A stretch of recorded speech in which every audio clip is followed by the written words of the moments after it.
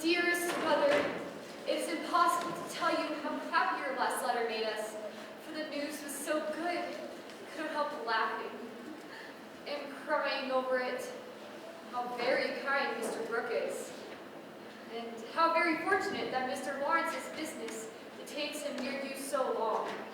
My dearest love to Father, ever your own, Meg.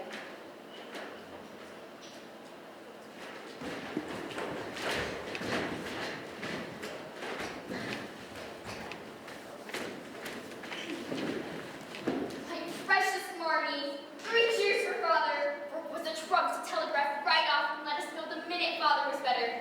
My hair is already starting to grow back a little. Give Father my lovingest hug that ever was and kiss yourself 8 dozen times from your topsy-turvy joke.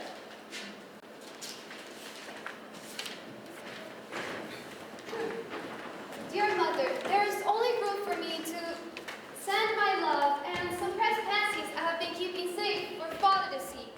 Everyone is very kind, and we are... Amy wants the rest of the page, so I must stop. Oh, do come soon to your loving little Beth. Machete mama. We are all well. I do my lessons and never cooperate the girls. Meg says I may contradict, so I put both words in and you can take the propers.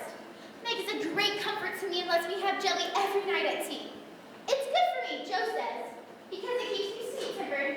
Adieu, your affectionate daughter, Amy Curtis March.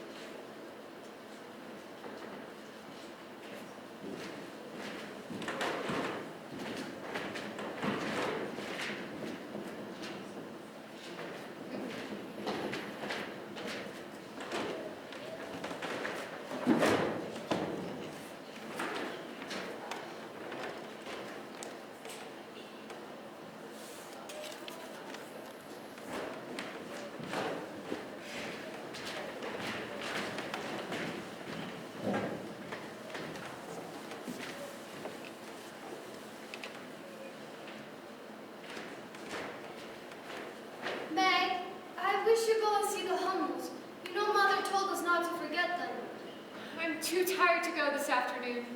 Can't you, Joe? Too stormy for me with my cold. I thought it was almost well. It's well enough for me to go out with Lori, but not well enough to go to the Hummels. Why don't you go yourself? I have been, every day. But the baby's sick, and it just gets sicker and sicker. And I don't know what to do for it. So I thought you or Hannah ought to go. I promise I'll go tomorrow. I'd go, but I want to finish my writing. My head aches, and I'm tired. So I thought some of you would go.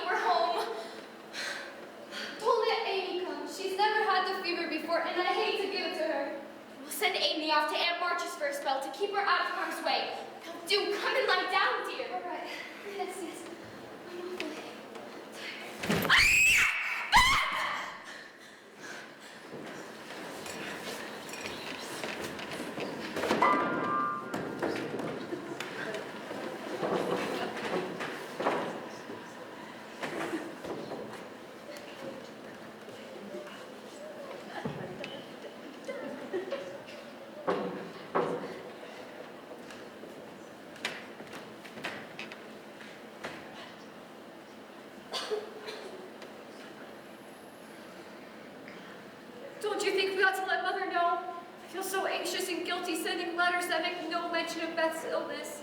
Tush, I won't hear of Miss March being worried for such a trifle. You know, the doctor said Beth will only have the fever lightly. Last night while I was watching her, she didn't even recognize me. She called for Marmy. Can we please write the truth, Hannah? All right, I'll think about it. But you know the last letter from Washington told of a relapse of Mr. March, so I can't be thinking of coming for a long while. May I write him a telegram anyway, just in case we do need to send one? All right, but I'm sure I won't need to.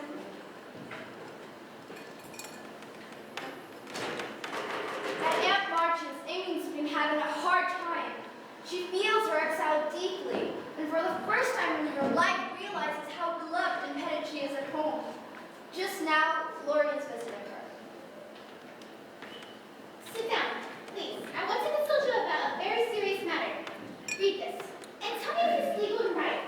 For I felt I ought to do it. For life is uncertain, and I don't want any ill feelings over my tomb. My last will and testament.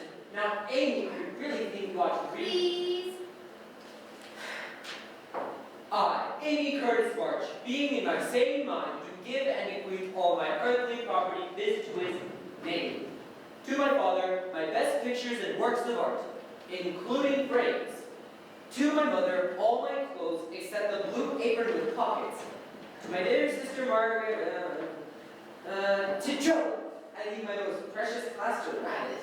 Because I'm sorry you heard up her story. Oh, that's very sweet. To Beth, if she lives after me, I give my dolls in the little bureau. To my friend and neighbor, Theodore Lawrence, my paper-mache portfolio, many thanks indeed. And now, having disposed of my most valuable property, I set my hand and seal on this 20th day of November, 1861. Signed, Amy Curtis March. Witness, Theodore Lawrence. Okay, but my name's written in pencil. Yes, I want you to rewrite it and seal it up for me properly. What put this into your head, Amy?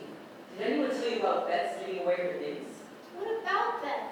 Well, one day she felt so ill, she said she wanted to give her piano to Meg, her cats to you, and her poor little dolls to Joe. And she left lots of hair to the rest of us. Don't people put sort of postscripts in their wills sometimes? Yeah, codicils they call them. Put one in mine then. I wish all my pearls cut off and given around to my friends. I forgot it, but I want it done. Though it will spoil my looks. All right. And wait, I haven't even had my first kiss yet. I promise if you ever get the fever, I will kiss you before you die. Is there really any danger about Beth? I'm afraid there is, but we must have hope. So don't cry now, dear. Dr. Ben said if Miss March can leave her husband, she'd better be sent for.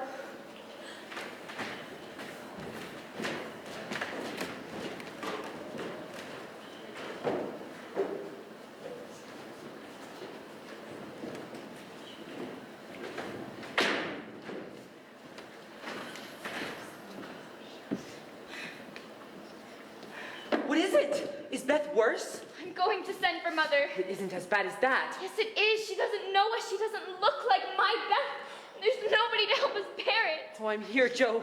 Hold me. I'm better now, thank you. Poor girl, you're so worn out. Oh, but stop a bit. I know something that'll cheer you up in a jiffy. What is it? Well, I telegraphed your mother, and she said she would leave at once, and, well, she'll be here tonight. What? Oh, Daddy! Oh, thank you! How can I ever repay you? Meg, Hannah! You're never going to believe it. Lori has already telegrammed Mother. She's coming home tonight. Tonight? Why? Well, it's been the most interference chap I ever see. But I do hope Miss March can come quickly. Well, I'd better go knock off some pies in case of company unexpected. She's coming home, Meg. She's coming home. If God spares Beth, I'll never complain again. If God spares Beth, I'll try to love and serve him all of my life. I wish I had no heart. It aches so. If life is as hard as this, I don't see how we'll ever get through it. What is it? Bex, you're afraid to tell me.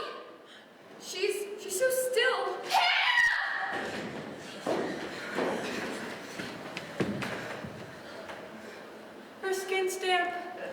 breathes easily. The What? fever's turned. She'll pull through. She'll pull through. Marty! She's going to be okay, won't you?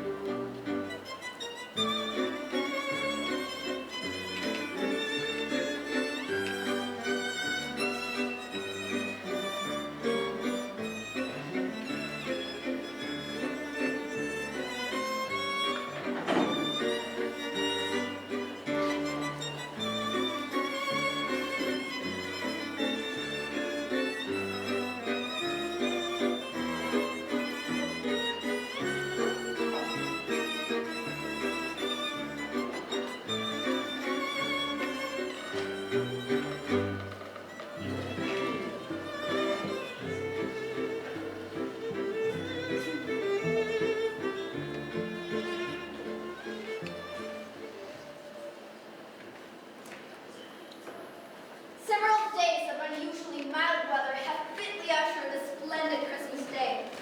All sadness and sickness is gone, and all the girls sit around contentedly.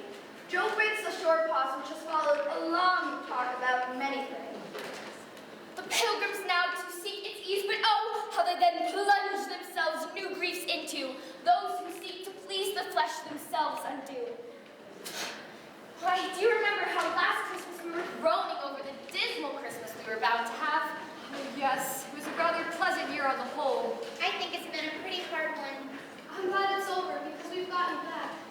Rather a rough road for you to travel, my little pilgrims.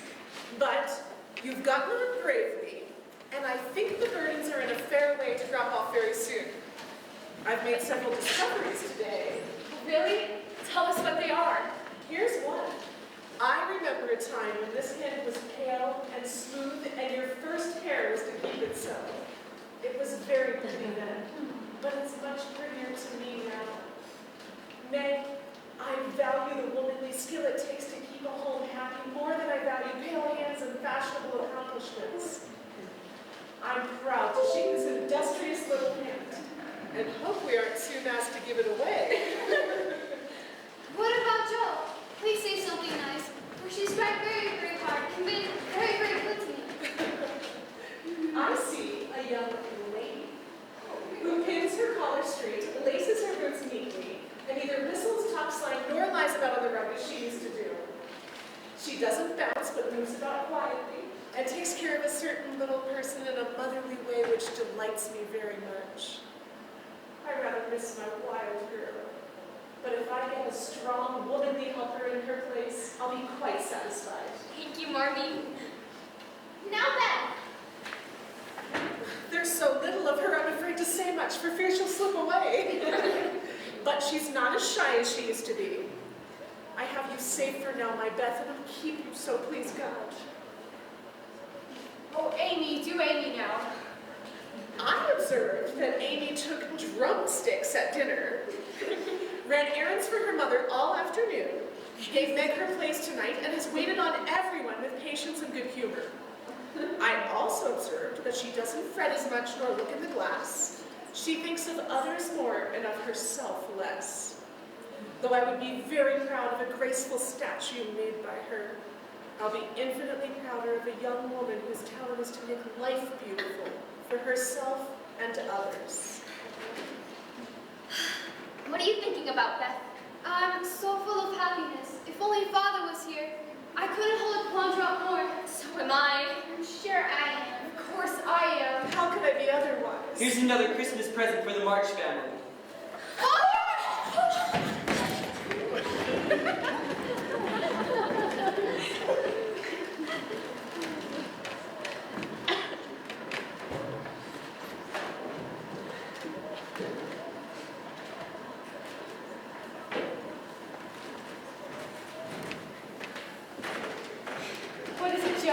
Aren't you happy, Father Saul? Of course I am. It's so nice to see him propped up in the big chair in the study again. I can't help but feeling something's not quite right. Yes, everyone seems to be waiting for something to happen. Though what it is, I can't imagine. Mr. Brooke left his umbrella in the hall yesterday.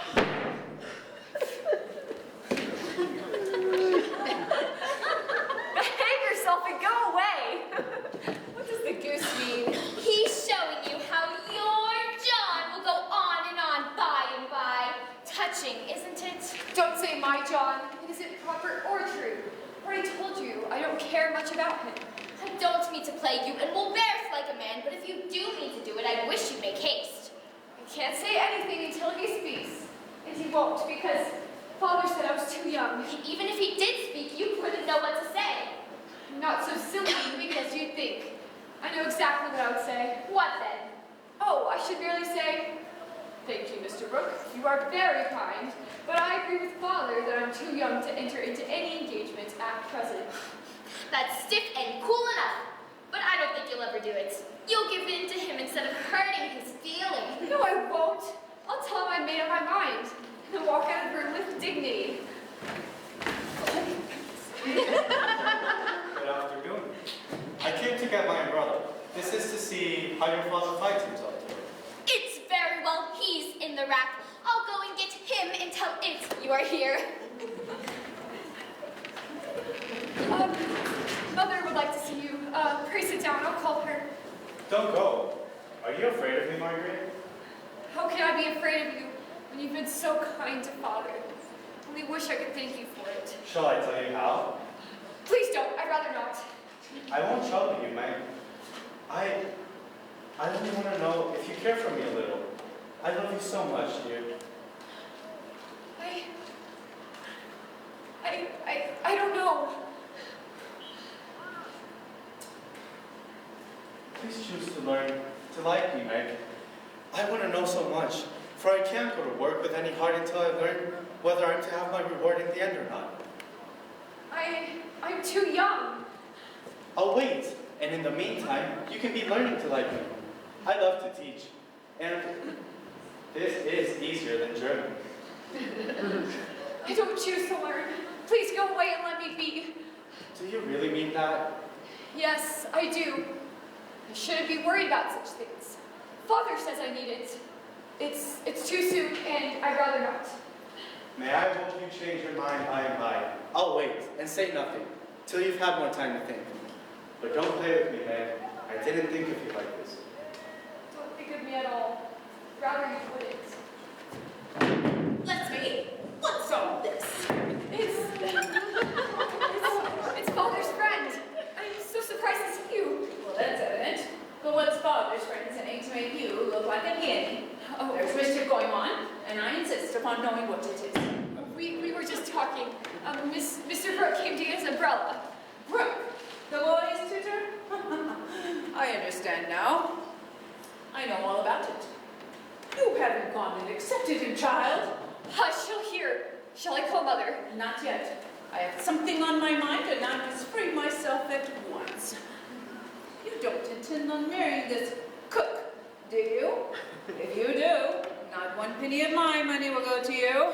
Remember that, and be a sensible child. She'll marry whom I please, Aunt March. You could leave your money to anyone you'd like. Highty-tighty. You'll be sorry for it by and by when you've tried love in a cottage and found it a failure. Can't be worse than some people find in big houses. Now, Meg, be a sensible girl and listen to me. I mean it kindly, and I don't want you to spoil your whole life by making a mistake in the beginning. You ought to marry well and to help your family. It is your duty to marry rich, and it ought to be impressed upon you. Father and Mother don't think so. They like John, though he's poor. Your parents, my dear, have no more worldly wisdom than a pair of babies. I'm glad of it. This Rook is poor and hasn't any rich relations, has he? No, but he has many warm friends. Try living off your friends and see how cold they'll grow. He hasn't any business, has he? Not yet. Mr. Lawrence is going to help him. Oh, well, that won't last long. So, you intend to marry Meg without without any money, prospects, or business, when you could mind me and live comfortable all your days and do better? I thought you had more sense, child. I couldn't do better if I waited half my life. John is good and wise. He's got heaps of talent. He's willing to work and sure to get on. He knows you have rich relations. I'm sure that's the secret of his liking. How dare you say such a thing, Auntie? Why John wouldn't marry for money any more than I would? He loves me. I and wash I my love- hands of this whole affair. You've lost more than you know by this piece of folly. Not one penny of mine will go to you when you're married. Your Mr. Brooks' friends can take care of you. I'm done with you forever. Auntie.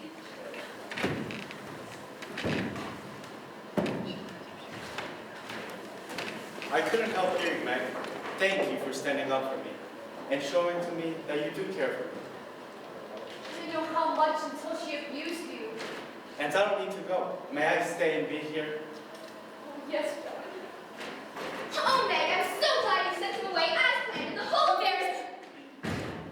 Sister Joe, congratulate us! Somebody come quick! John Brooke is acting dreadfully! And Meg likes it!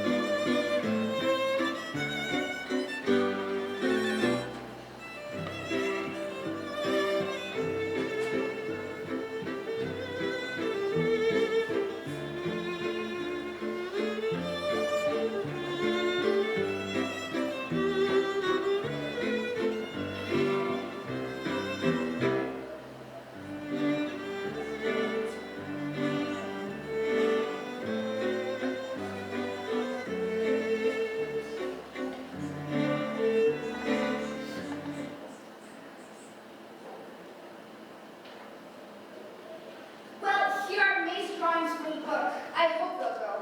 Ah, excellent. I'll bring those down to the printer right away. And here are the proofs of the book. There's only a few changes. Ah, splendid. And, how are you feeling? Better, but I'm still tired and my mother's been ill again. Ah, I'm sorry to hear that. So how did you find the book after a month off? Actually, I found it read better than I expected. Not sensational at all, but simple and true. It really ought to. We lived through most of it. If it succeeds, that'll be the reason for it. Well, that's all. Just one more thing. There is the small matter of the sequel. Sequel. I just finished writing the book. Yes, but how does Meg's marriage go? And what happens to Amy? Does Beth get sick again? And the most important of all, how does Joe end up with Lori? Mr. Niles, I will not marry Joe off to Lori to please anybody, as if that's the only end in any woman's life. Well, who else would she marry? Pray tell. Maybe she marries nobody. Now you're getting ridiculous, Miss Alcott. Of course she's got to marry someone. Why, pray tell? So she can take care of a stranger's family? Why did she end up a spinster instead and take care of her own? It would be true to life anyway. Surely you don't propose to keep Joe from getting married when everyone wants her to. Never mind this. What I really want to know is, are you willing to write the sequel? My family didn't need the money. Could you have it for the spring? Maybe we could call it Wedding Marches. Mr. Niles, please. Let's use Little Women, Act Second, or Leaving the Nest, sequel to Little Women. No, so you do it then. Yes. Yes.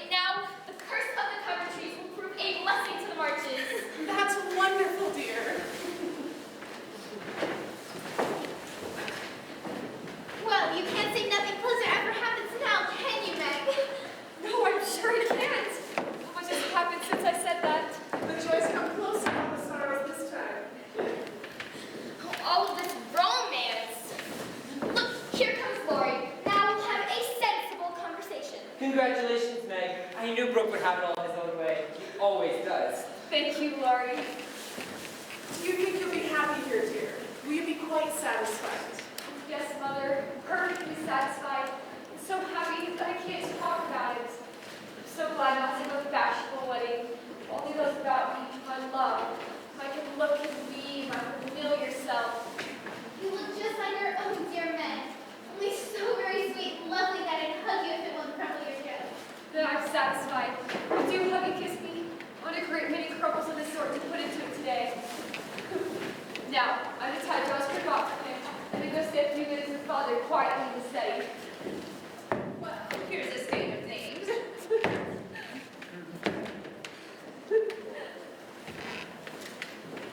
Why, you oughtn't to be seen until the last moment, child. I'm not a show, Auntie. No one's come to stare at me, to criticize my dress, or to count the cost of my luncheon. I'm too happy to care about what anyone says or thinks, and have my little wedding just as I like it. Well, I've decided to give you the family heirloom pearls. No one should get married without pearls.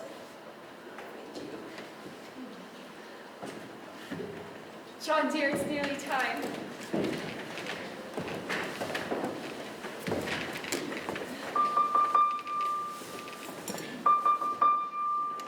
Dearly beloved, we are gathered here today.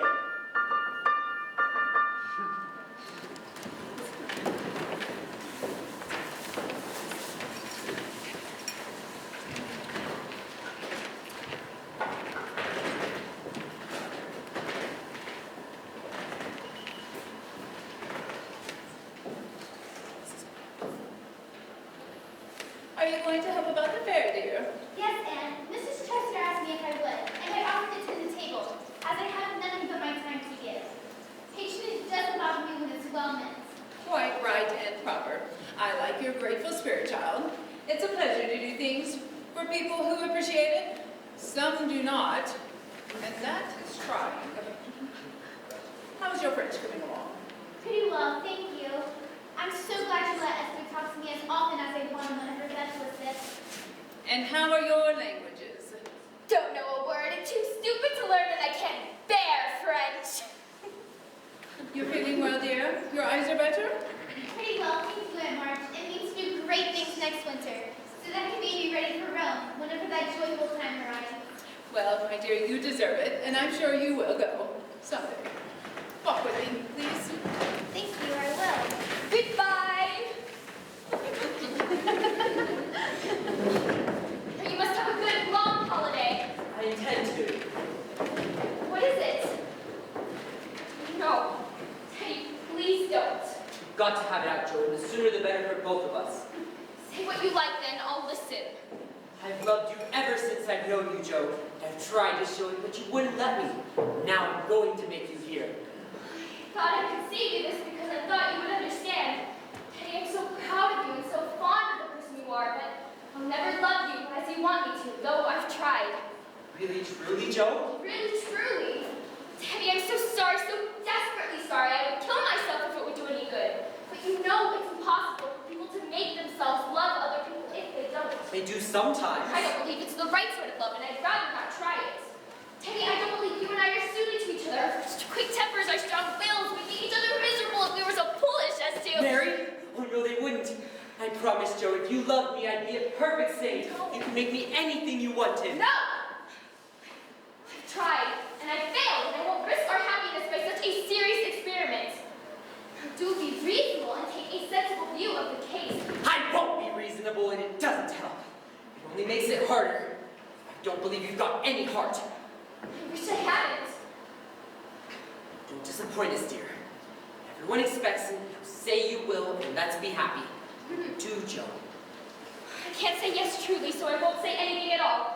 You'll see that I'm right by and by, and thank me for it. I'll be hanged if I do. Yes, you will! You'll find some lovely, accomplished girl who'll make a fine mistress for your fine home. I wouldn't. We'd quarrel. Look, we can't even get through this without fighting, and we'd be miserable, and everything would be horrid. Anything more? Nothing more except I don't believe I'll ever marry. I love my liberty too much to be in a hurry to give it up for any mortal man. There will come a time when you will love someone. I will just have to stand by and watch. Then you'll just have to manage the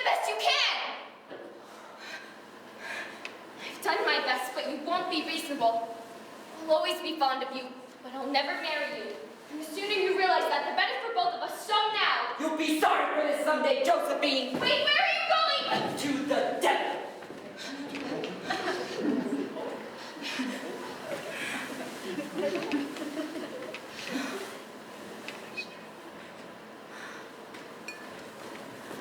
Joe, I thought I should tell you right away. Aunt March is going abroad and she wants Me to go with her. No, dear. Not you. It's Amy. But I've worked for so long and I've worked for so hard. Oh, Marty, it isn't fair. It isn't fair. I wish you could go, but there's no hope of it this time. I wish I could go somewhere this winter for a change. You know, Mrs. Kirk wrote to ask me for some respectable young person who could sew and teach the children. It might suit you. You mean go up to that great big boarding house in New York? Why not? Mrs. K is your friend, and I know she'd make things pleasant for me there. This honest work, I'm not ashamed of it. Nor I, but you're writing? All for the better. I'll go somewhere new, get new experiences, have new ideas, and bring new material for my rubbish. Well, if it can be managed, you'll go. Thank you, Marty!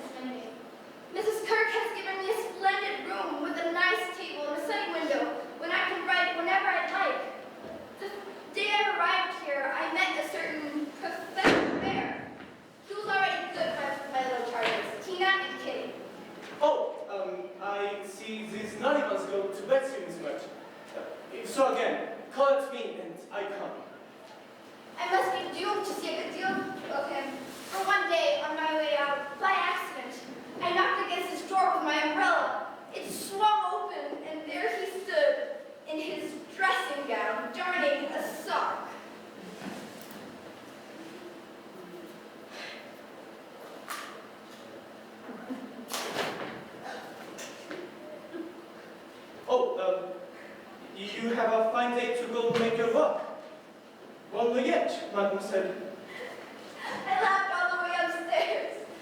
But it was sad to think that the poor man had to mend his own clothes. So I made up my mind, and with Mrs. K's help, I secretly darned his socks. One day in the nursery, there was such an uproar in the parlor that I had to look in.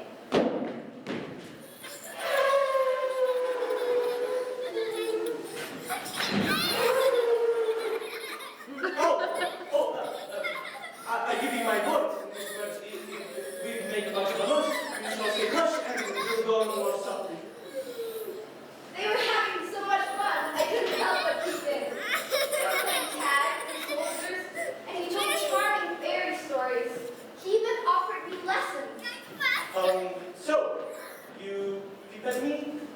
met you, and it is not bad, but see, Miss Merch, I'm not pleasanting when I say, have you wished for German? Oh, yes, but you were too busy. Good. We shall make the time, and I shall give you a lesson with much gladness. For, see, Miss Merch, I have this little debt to pay. I have an eye, and I see much. I have a heart, and I am very thankful for this. Come, a little lesson now and then, or no more good spreading words for me and mine. Of course, I couldn't refuse, and he was so patient with me. But it must have been dormant for him to have me as a student. Yet, he spoke so kindly. That is good. Now we go well. It's very good of him, isn't it? Oh, and by the way, I'm getting rich in books now. On New Year's Day, he gave me a fine Shakespeare. You say often you wish for a library. Here I give you one. For within these leaves He meant covers. are many books in one. Read him well, and he will help you much. For the story of character in this book will help you to read it in the world and paint it with your pen. Yes, I still find time for literary labors. But I'm ashamed to say that I've had to learn a very hard lesson about my writing. You see, even though I've never told you this before, and it pains me even now to tell you, I was so desperate to make money for my loved ones back home that I took to writing sensation stories. In these dark ages, even all-perfect America reads rubbish and pays for it. So I proceeded to concoct a series of thrilling tales for Mr. Dashwood of the Weekly Volcano. He would publish them and pay me for it, so I started to write more. But wrongdoing always brings its own punishment, and when I needed mine most, it was Mr. Bear who gave me my lesson. Good evening. Good evening, Herr Professor. We're beginning the prologue of the great tragedy of Wallenstein, no? Yes, sir. Good. Der Gentleman, der ersten Maske spielt, den Iso auf ein Ohr und Auge. Geliehen, die Weite sehr hingegeben. The sport of jesting and awareness mask, to which you have lent feeling ears and eyes, so often committed in their hearts. Miss Birch, for what do you laugh in your master's face? You no respect for me, that you go on so bad? How can I be respectful, sir? We forgot to see it off your hands.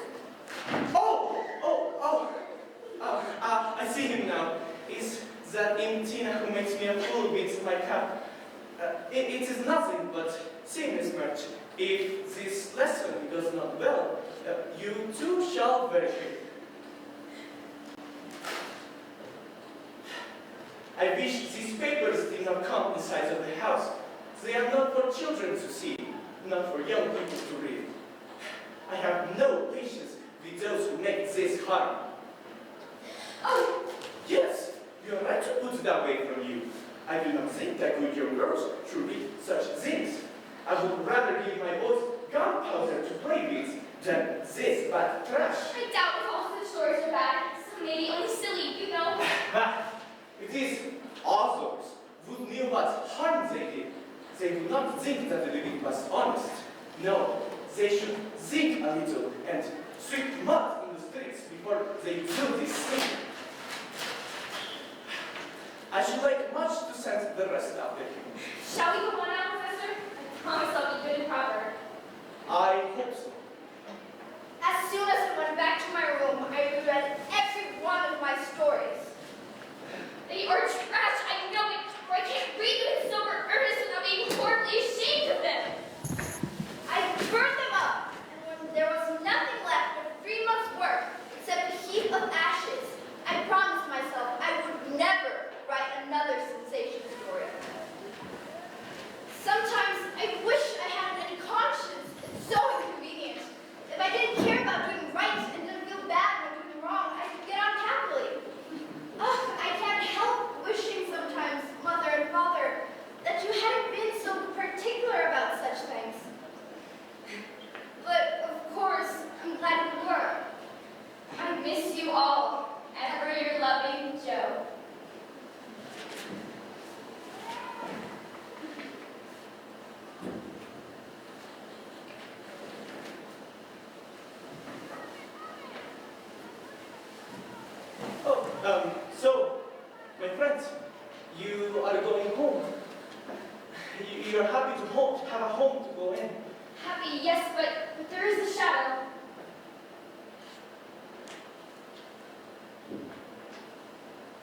Dear Joe, I'm anxious about Beth. She sits alone a good deal and I found her crying the other day. I know there's something on her mind, but whenever I try to ask her once or twice, she tried to evade my questions or look so distressed that I stopped. I know I never forced my children's confidence, but perhaps she'll open her little tiny heart to her Joe. If she would only get quite strong and cheerful again, I wouldn't have another vision in the world. Love, Marty. I am really sorry. You will see that poor dear of yours and bring her the happiness you so often have brought me. You have given up on grunting. No more inky finger? Yes, from now on I'm going to occupy my mind with something useful, whether it's pleasant or not.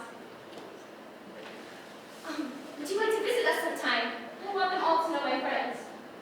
Do you?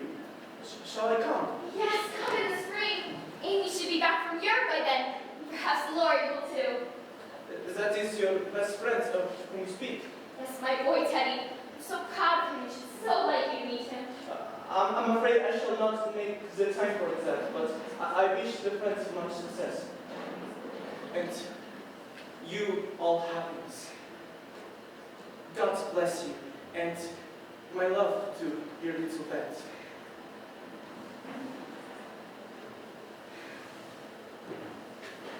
Well, goodbye.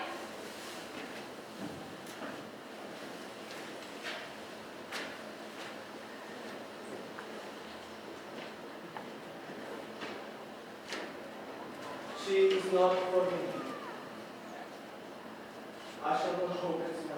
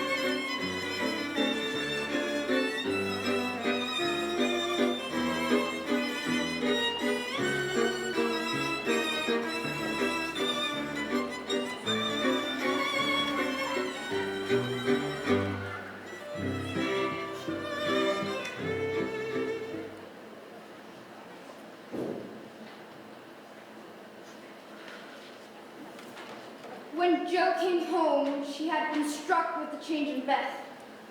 No one spoke of it or seemed to be aware of it, for it came too gradually for those who saw her daily. But to eyes sharpened by absence, it was very plain. The heavy weight fell on Jo's heart when she saw her sister's face, and the immortal shining through the frail flesh of the indescribably pathetic beauty. One day, Beth told her. It came to her then more bitterly than ever that Beth was slowly drifting away, and her arms instinctively tightened their hold upon the precious treasure they possessed. No, no, it can't be true. Jo, dear, I'm glad you know it. I've known it for a good while, and I'm used to it, so it isn't hard to bear. You didn't know this in the autumn and keep it to yourself so long? Yes, I tried to think it was a sick fancy, but then I saw you all so well and strong and full of happy plans that it was hard to not think that I shall never be like you. And then I was miserable, Jo.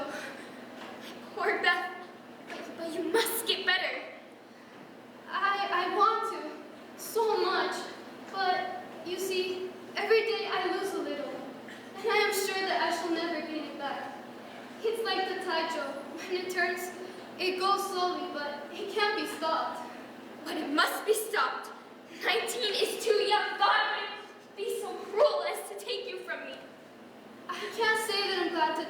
Her life is very sweet for me, but I try to be willing.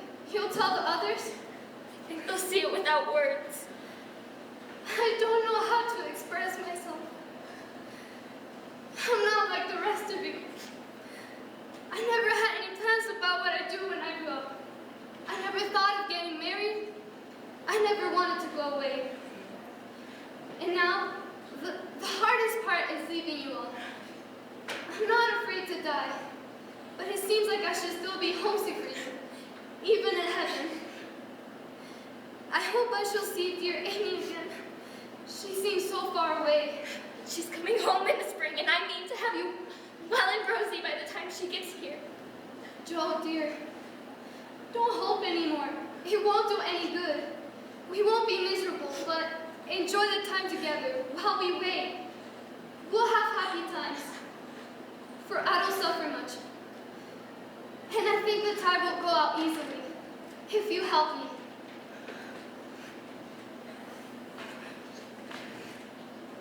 I will, dear.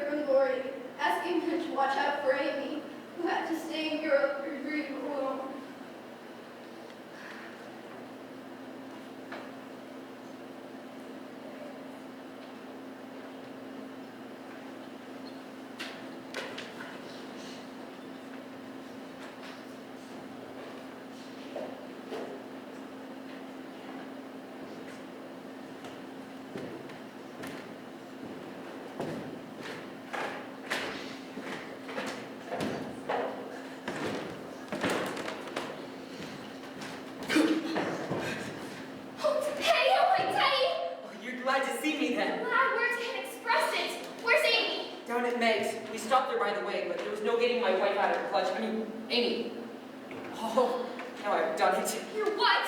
You've gone and gotten married. Please, but I never will again. Mercy me, what kind of thing will you do next? A characteristic, but not exactly complimentary congratulations. Get up, you ridiculous boy, and tell me about it.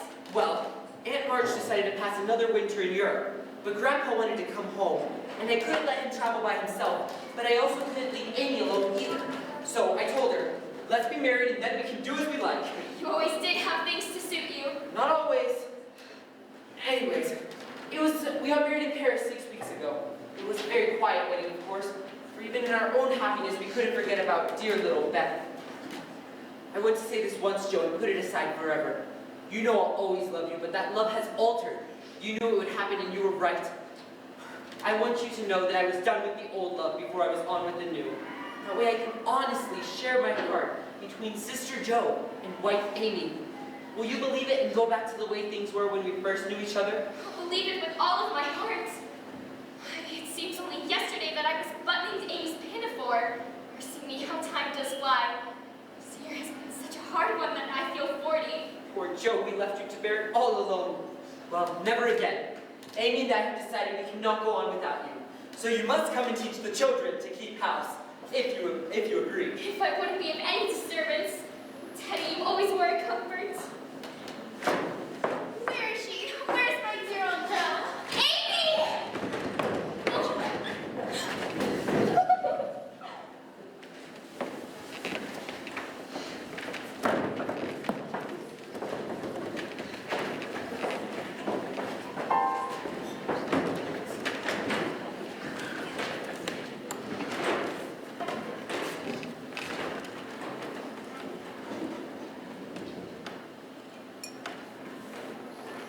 I was right. Lori's found a lovely, accomplished girl who will suit his home better than clumsy old Joe. Love has done much for our little girl.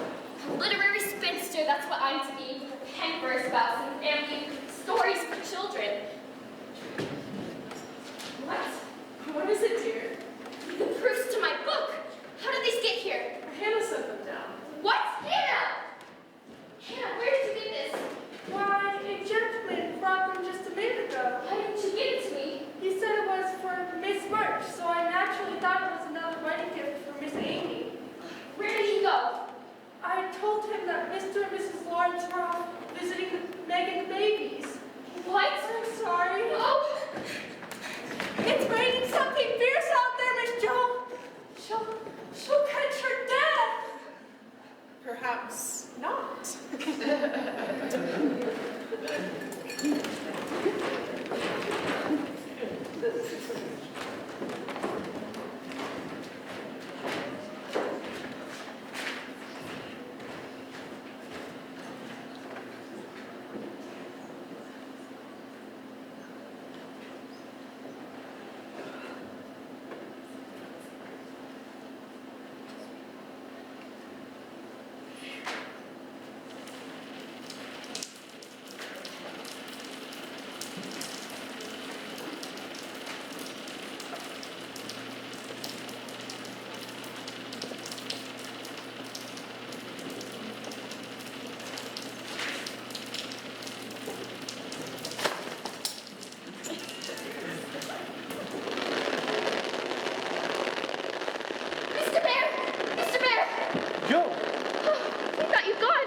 You have an umbrella. Thank you. Why didn't you come and say hello? You had a party. I did not want to be disturbing. Only the family. My friends and sisters have just come home. Yes, to bring you their congratulations. I'll bring you mine too. So, you have married your Lori? No, my sister Amy married Lori. Home. I should be thankful for this, should I not? Indeed you should. How splendid it will be for you to be doing what you love. And to be able to see you often. But I'm afraid we shall not meet often. These places are the best. So far away?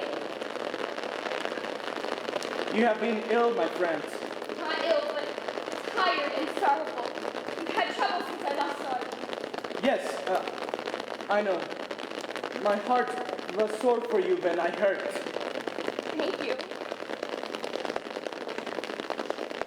My dear, why do you cry? Because you're going away. Joe, listen to me. I have nothing but much love to give. I was afraid when I heard you were Mrs. Lawrence, but now it's all well. My dear, would you make a little place in your heart for old Fritz? Yes, Friedrich, yes. Why didn't you say all of this sooner? I wanted to say something the day you left New York, but I thought for sure the good friend had betrothed thee, so I spoke not. Wouldn't thou have said yes then, if I had spoken? I don't know. Fear not, for I didn't have any heart to speak. Brute! That I do not believe. It was asleep until the fairy prince came through the woods and waked it up, professoring. What brought you just when I needed you the most? This. A poem about that? I found it by chance. I recognized it by the names and the initials. It's very bad poetry. But I felt it when I wrote it. This is writing from your heart, Joe. I never thought it could go to a place where it could tell tales. How could this bring you? In there's a little verse that seems to call me. Read and find it. I will see that you go not in the vat.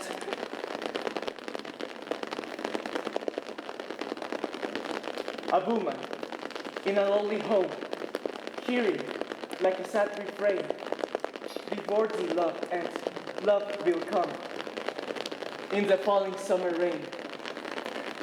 Yes, I read that, and I think to myself, she has a sorrow. She is lonely.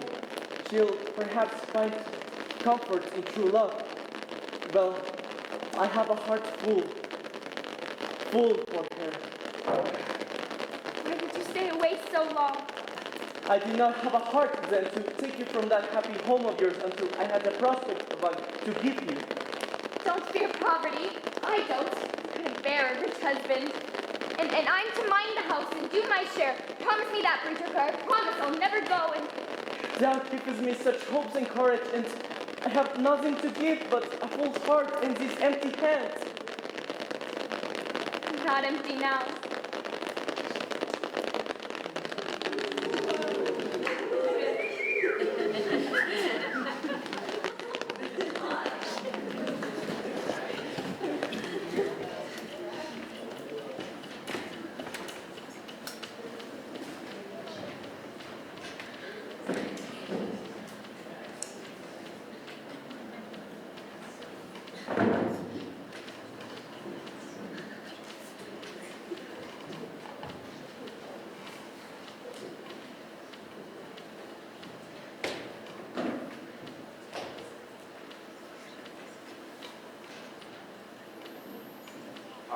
The young ladies who wanted Joe to marry Laurie will be weeping now. But this book for girls you created might have even a longer life than I hoped. I don't understand it. What can there be in a simple book like this to make people praise it so? Well, whatever is secret, there's no doubt about its success. We've already sold 10,000 copies, and even London has ordered an edition. 10,000?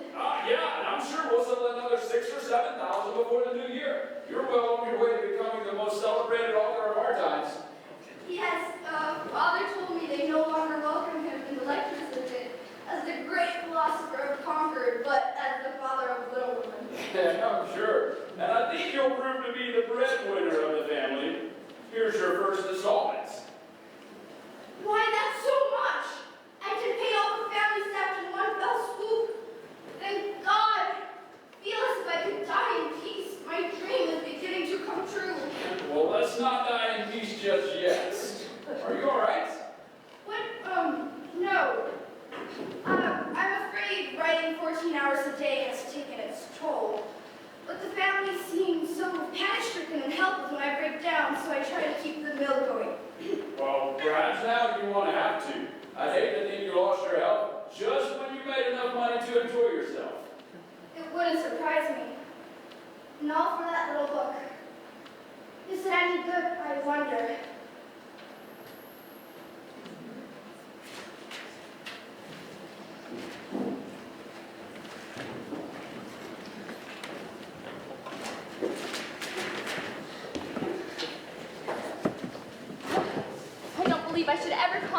unlucky joke again.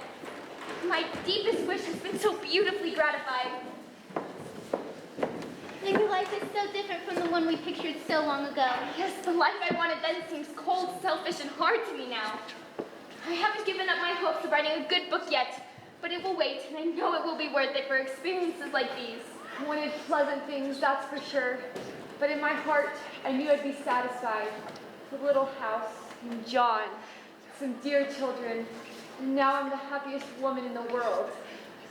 My life's different too, but like Joe, I don't choose to relinquish all my artistic hopes. I've even begun to model a figure of baby, and Lori says it's the best thing I've ever done. Yes, I think your harvest will be good ones. Half so good as yours. Here we are, and yet we can never fully repay you for the patient sowing and reaping you've done for us. I hope there's more wheat and fewer tares every year. It's a large sheep, but I know there's room in your heart for it, Marmy dear. Oh, my dear girls, however long you may live, I can never wish you a greater happiness than this.